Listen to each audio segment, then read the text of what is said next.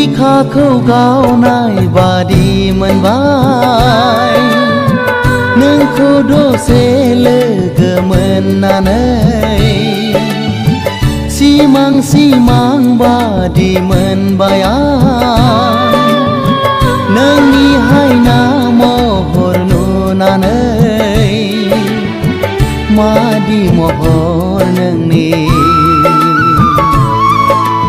आंनि गोसोखौबो नोंनो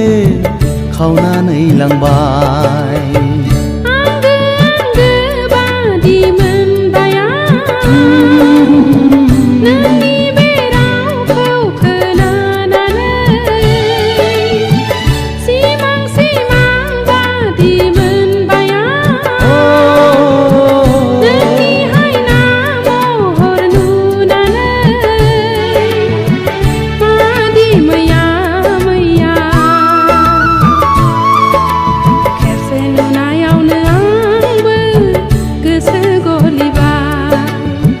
बिखाखौ गावनाय बादि मोनबाय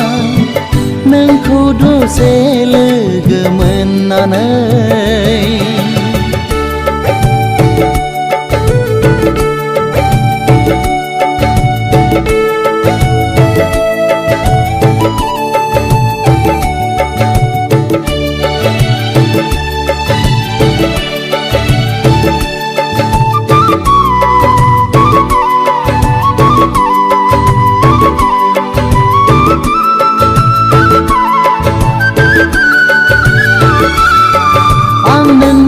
हायना महराव गबलांबाय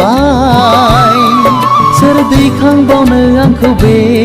खैफोदनिफ्राय मानो एसेबां गोसोखौ हगारसारखो थानाय गोसोआसो सुखु सौफैयोनो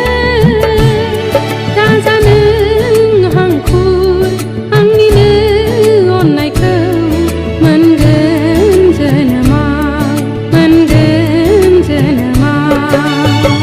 बिखाखौ गावनाय बादि मोनबाय नोंखौ दसे लोगो मोननानै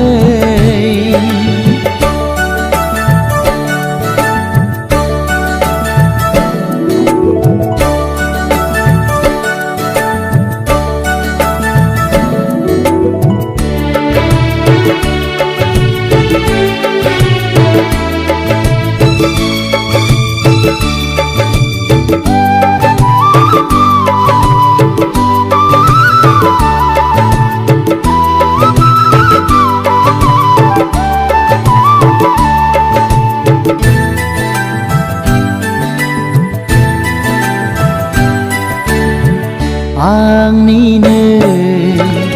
नोजोराव नों बारसे समायना बिबार आंनिनो बागाननि नों मासे समायना सिखिरि मादि मोहिनी गोनां आंनि गोसोखौबो नोंनो खावनानै लांबाय खेबसे नुनायावनो आंबो गोसो गलिबाय बिखाखौ गावनाय बादि मोनबाय नोंखौ दसे लोगो मोननानै